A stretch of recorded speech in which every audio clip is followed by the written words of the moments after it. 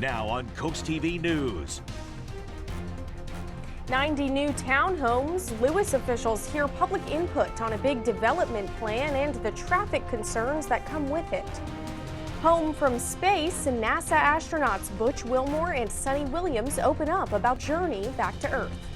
I'm Chief Meteorologist Paul Williams. We've been tracking tornado warnings throughout the night, and now we have another cell near Angola by the Bay headed towards Indian Beach that's prompted the latest severe thunderstorm warning, but it's getting stronger as it gets closer to Indian Beach, and Rehoboth Beach will give you the latest tracking on this latest dangerous system. This is CoastTV News at 11. Here's a live look outside into Ocean City right now as the storms that we've been tracking all night long begin to wind down. Good evening. I'm Christina DeRobertis. Welcome to CoastTV News at 11. We begin tonight with severe weather on the coast. And here's another live look outside. This time we're looking into Lewes, and we're going to throw it right over to our first alert chief meteorologist, Paul Williams. Paul, we were the first to track this storm on the air until it became no longer a threat. Where are we now? Well, we're no longer the threat of being a tornado. That's true in and of itself. But just before we signed on the air, Christina, take a look at this right here.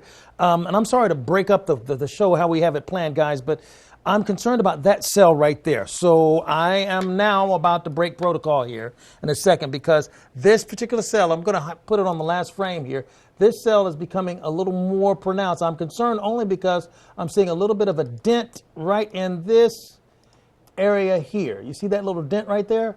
That's indicating a possible, trying to begin a possible hook type of a signature. So with that being the case, what we're going to do is what I had planned, that's now out of the window. We're going to take a look at this right now and track this particular cell immediately because it's moving very rapidly. So we're looking at it moving and going to affect the folks that are in Dewey Beach. Okay, so we have a severe thunderstorm warning that's still active right now, but this particular cell of interest I have right here, this one is tracking very steadily. Angola by the Bay, you're feeling this right now as we speak. But I'm expecting the folks that are in Dewey, you see how quickly it shifted? Right there. I knew that would happen. So now it's shifting towards Dewey Beach, but it's leaning more north. So now it's veered, not in a direct path, which storms do that. It's veering to the north right now, hitting the North Shores area. So between Dewey Beach and North Shores, this is where we're seeing the brunt of the last of the squall line of cells that have pushed through. Yes, it's true. We haven't received any reports of any damage or structural damage or reports of any kind of injuries thus far. And that's a good thing because we're able to warn you early. And we need for you to realize that a lot of that is due to a lot of folks that were able to tune into what was happening because they tuned in and they scanned this QR code. Before I toss it to Chrissy, I want to say, Christina, I will say this, very important. Be sure you download this app right here so that in these times we're able to get a hold of you whether you're watching TV or not. But this is the last of the storms that began to push right off of the shore, Christina. All right, thank you so much, Paul, and we'll check back in with you. Now, here, take a look at your screen at this plot of land. It might look familiar to you, and this is where the proposed Overfall Preserve site. It's located off Savannah Road in Lewes. And the Lewes City Council held a public hearing about those development plans today. CoastTV News reporter Brendan Conroy joins us now in the newsroom. Brendan, today's hearing touched on some traffic concerns. Christina, the city's planning commission is recommending that a traffic operational study is to be done before any construction starts. And people in Lewes are split about whether or not a new development is a good idea. 90 townhomes on this 12.67 acres of land. That's what has been proposed, and that's what a public hearing was held for in Lewes Monday. John Feliciani lives in Lewes and welcomes development plans. Let the growth happen, but be relaxed about it. And if you think traffic's bad here, go to New York or Washington or Los Angeles. It's not that bad here. We have it great. We're at the beach and life is good. So let the growth happen slowly. Site owner Carol Gardner previously told CoastTV that there have been too many meetings at this point, and another was overkill. Still, people showed up to voice their thoughts. Patrick Keating lives right around the corner from where the site would be located. He tells CoastTV he isn't thrilled about the proposed development and doesn't think people will stop moving to the coast anytime soon. This is a victim of its own success in that real estate is appreciating very much which then causes people to say, oh, I want to build here, or I want to build a house here because it will naturally appreciate. The fact of the matter is you can go many places. Just another step in a big development plan. We reached out to the developer, but were unable to hear back. And according to the council, all other public comments will be accepted until April 11th at 4 p.m. Christina? All right, thank you, Brendan. Well, new tonight, Delaware's Department of Labor says it's working to fix long-standing issues with the unemployment insurance program. Recent audits have pointed out ongoing problems with the system's finances and operations, and the Secretary of Labor and Governor Matt Meyer say they plan to modernize operations and provide regular updates to keep the public informed. Now to Rehoboth Beach, a woman was struck and killed in the Rehoboth Walmart parking lot this morning. On your screen now is the scene that police responded to at around 8 a.m. Police say a 76-year-old man was loading mulch into his Dodge Ram. At the same time, a woman was helping guide him backwards. The driver reversed and hit the woman and pinned her against the building, where she was pronounced dead at the scene. And people in the parking lot say there are safety concerns in the area. It's a scary driving scene down here. Haven't been here that long, but man, I've seen a lot of accidents and a lot of near accidents. And I'm really nervous about the summer because I'm sure it's going to be a lot worse then. And according to police, the driver was not hurt. The victim's name has not been released at this time. From a tragic accident today to one last year, you might remember a child was hit and killed by a boardwalk tram in Ocean City. And new tonight, the Ocean City Council has made the tough decision to put the brakes on boardwalk trams this upcoming season, though that will take a financial toll. The town is looking to add an additional $1.5 million to the 2026 budget for the Transportation Committee to help make up for the loss of money. In terms of the lost revenue from the boardwalk trams, hopefully we can reestablish a boardwalk tram in the future, but we know for this summer we're not going to have them. And McGeehan says trams may come back. Another thing Ocean City is considering is buying new buses, but cutting down the stops. And this does bring us to our Coast TV poll tonight. We want to know what would get you back on the bus in Ocean City. Let's take a look at the results, see what you guys think. Some mixed answers here. 21% saying faster service, 36% each saying more routes or lower fares, and a few think cleaner buses would help. We still want to know what you think, though. It's not too late to vote. You can go over to CoastTV.com or use our mobile app. Well, the closure of Round Pole Bridge Road in Milton is scheduled to last from March 24th to April 30th. According to DelDOT, the closure is for a residential subdivision entrance and road improvements. But those living on the road say it's a major inconvenience. 14 people along Round Pole Bridge Road band together and sent a letter to DelDOT about the closure. Those people are demanding that the full road closure be changed to a one-lane project by Friday, April 4th.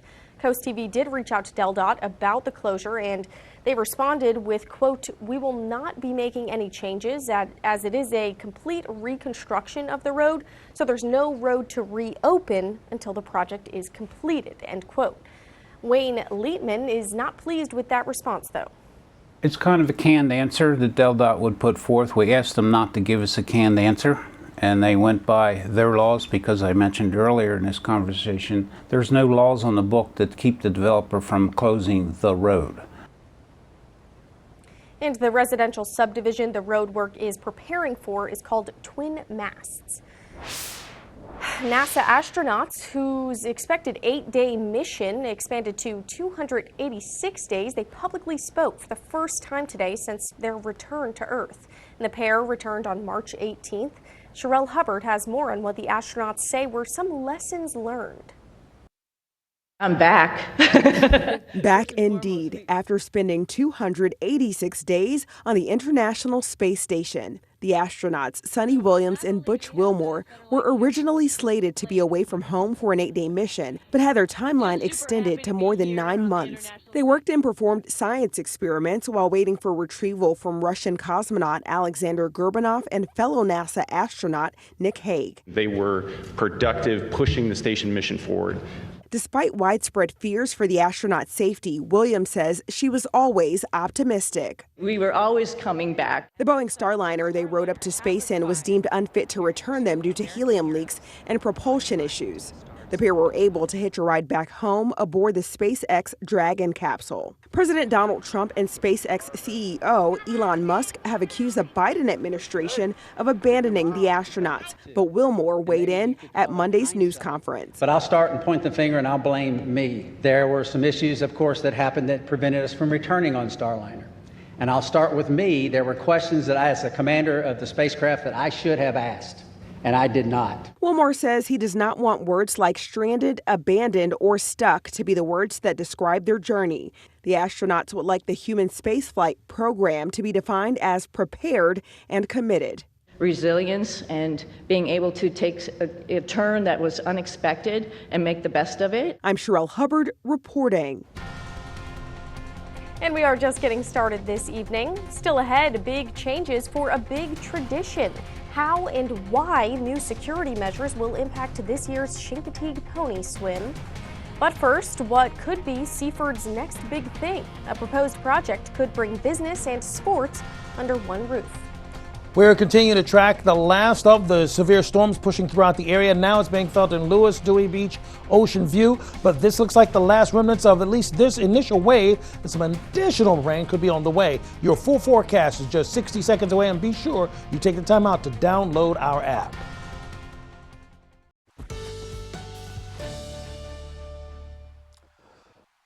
At about 9:40 this evening, we had our initial tornado warning that was issued by the National Weather Service, and that continued for at least 60 minutes or so. And now that same system still, we have some lingering severe thunderstorm warnings that are active right now. But the good news is the most intense cells are now beginning to make its way off land, and we're starting to see some marine warnings, which is basically severe thunderstorm warnings, but over the water. We still have the back end of this that's affecting the folks in Lewes, Dewey Beach, Ocean View. That's pulling out of the way. Now, we zoom it a little bit tighter. It's just pulling out of North Shores. We're starting to see the rain subside a little bit in the Lewes area because we see the most intense cell that's now moving across, and even more intense cells that we were tracking individually during the tornado warning. Those have moved over the water as well. We still are tracking some very strong cells that's causing some initial possible flash flooding in and around the Fenwick Island area as well as Bayville. And we have one more over towards Little Georgetown that's making its way across our neck of the woods. Now, we've had some cells that we're keeping a close eye on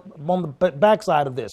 Even though the initial push that prompted the tornado warnings, they're now moving off land. We still have some residual showers that's prompting concern for possible more hail near Jacobs Crossroads, Bridgeville, Atlanta. And this is particularly along Highway 13, closer to the Greenwood area as well as Oakley.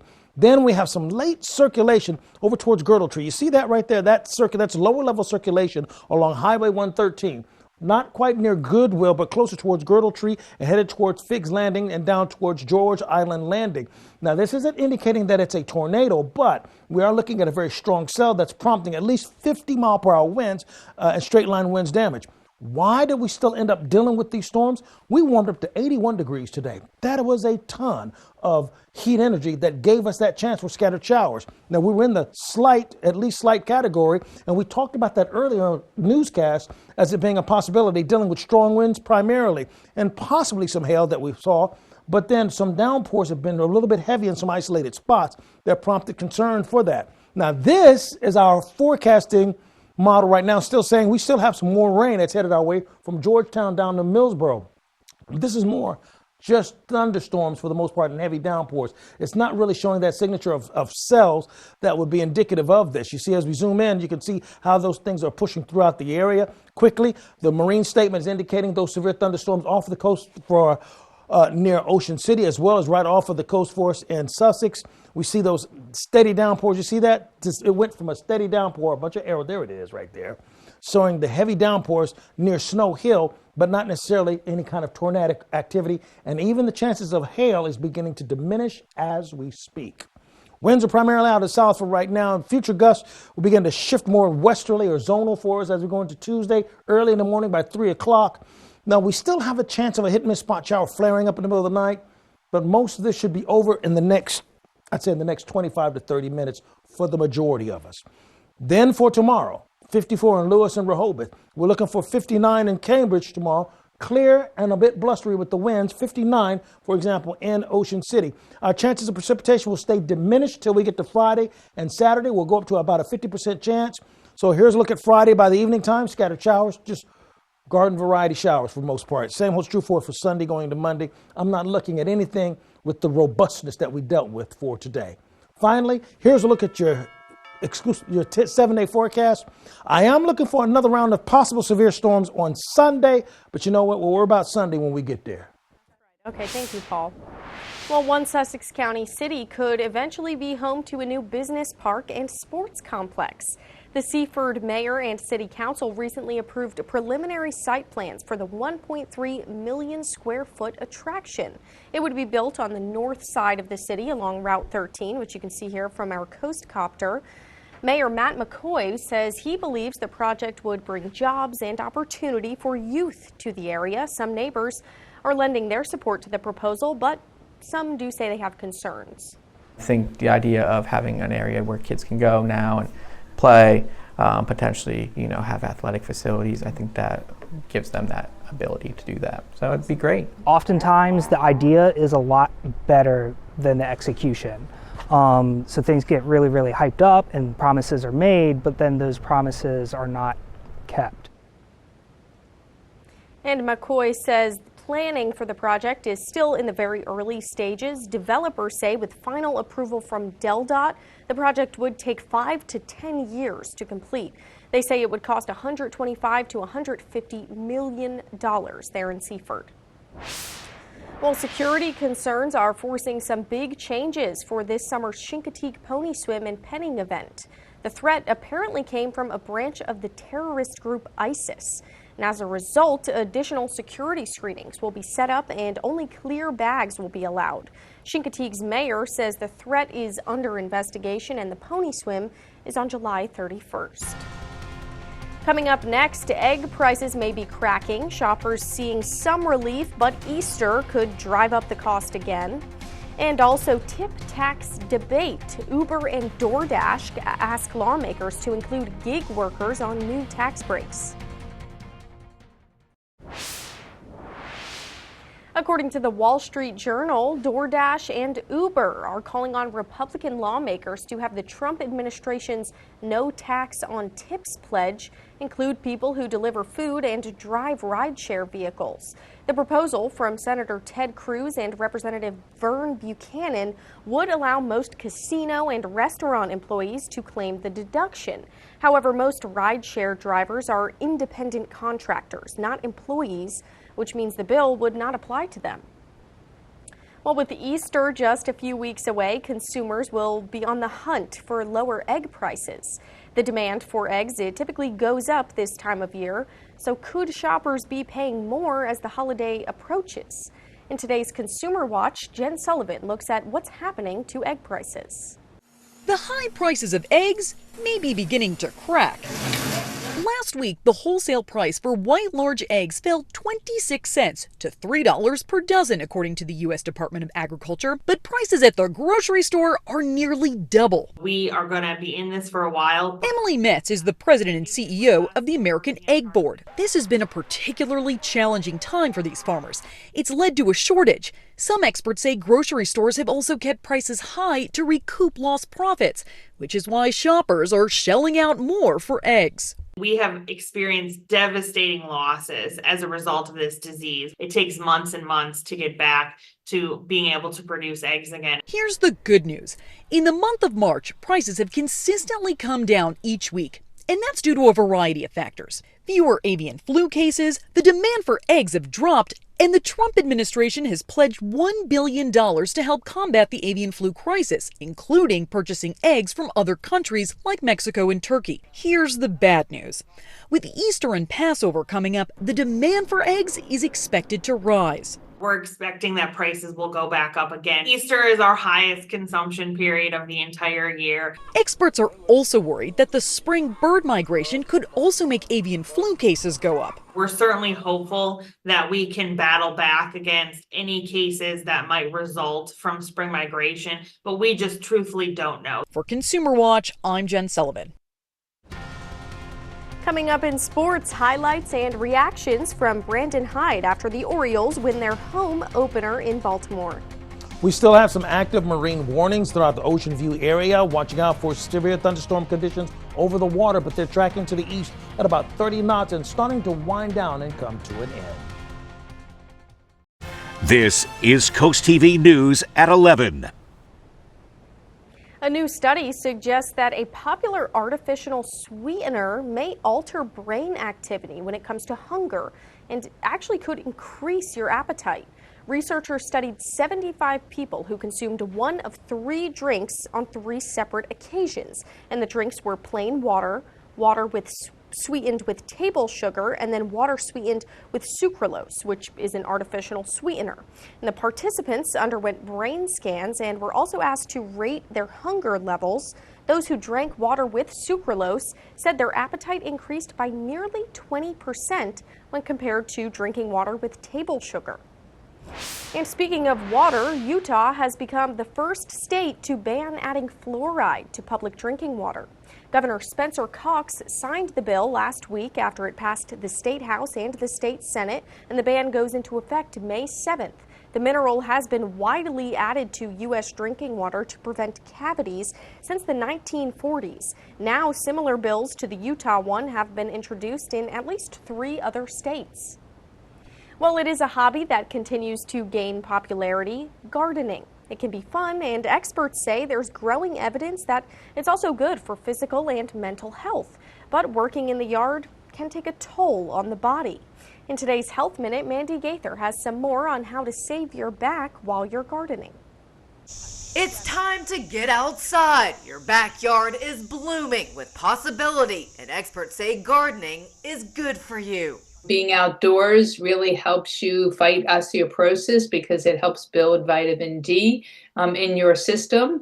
And gardening is exercise. But Dr. Deborah Benzel with Cleveland Clinic Center for Spine Health says if you're not careful, the hobby can also wreak havoc on your back and body, especially if you are more sedentary in the winter months. It's hard work, and just like any exercise, you have to prepare yourselves. Before you head out to the garden, Benzel says to warm up and stretch, then take it slow. Start off in smaller intervals and don't try to do everything at once. Gradually increase time in the yard, which she says will build up your stamina, and focus on your form. Don't bend over because that can strain your neck and back. You want to kneel, you want to sit on a chair, you want to use some kind of stool so that you're not bending over. Finally, use good tools. Benzel says that can help enhance your ability to effectively garden and help avoid unneeded strain on the body. Afterwards, make sure you stretch. To loosen up your back, to loosen up your shoulders,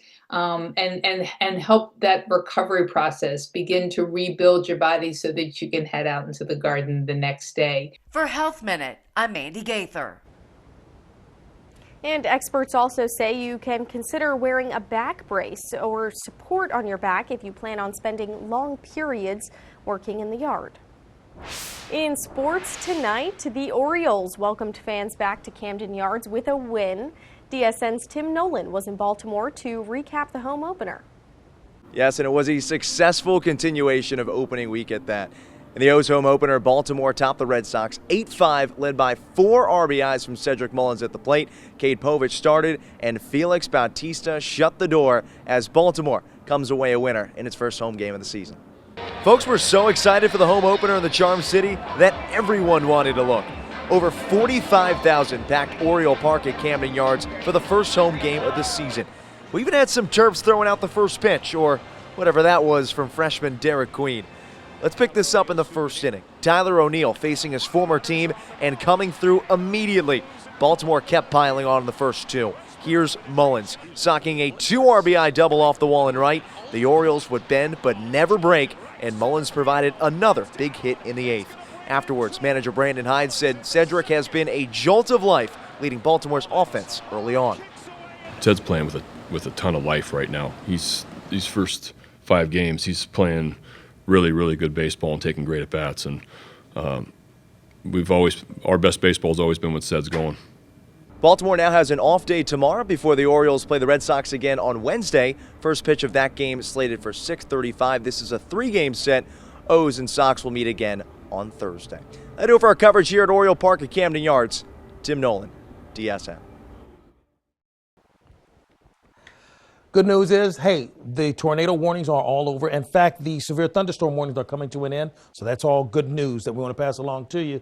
Our umbrella winner actually is Joseph Selmeyer of Millville. Congratulations, courtesy of Paul Davis Restoration Home Remodeling. Keep up with your forecast and the latest what's going on. Call 443-880-9100. Your forecast is just a call away. Sponsored by the law offices of Brockstead, Mandalis, and Federico. Real quick before I go to the last graphic here. We haven't received any reports of any damage right now. That's always a good thing. No reports of any injuries. That's a great thing. And we're hoping that's going to stay that way. But we'll stay on top of the story throughout the rest of the overnight and going into the early morning hours. And plus, remember, this is the time. Be sure you scan that QR code in the corner of the screen so we can always keep you updated on what's happening around your specific neighborhood. Here's a look at your 10-day forecast. All right, thank you so much, Paul, for tracking this weather tonight, and thanks for joining us here for Coast TV News at 11. For some more local news and local weather, you can always find that on our Coast TV News app. The Tonight Show's up next, and we'll see you tomorrow morning for Coast TV News at 5 a.m. Have a great night.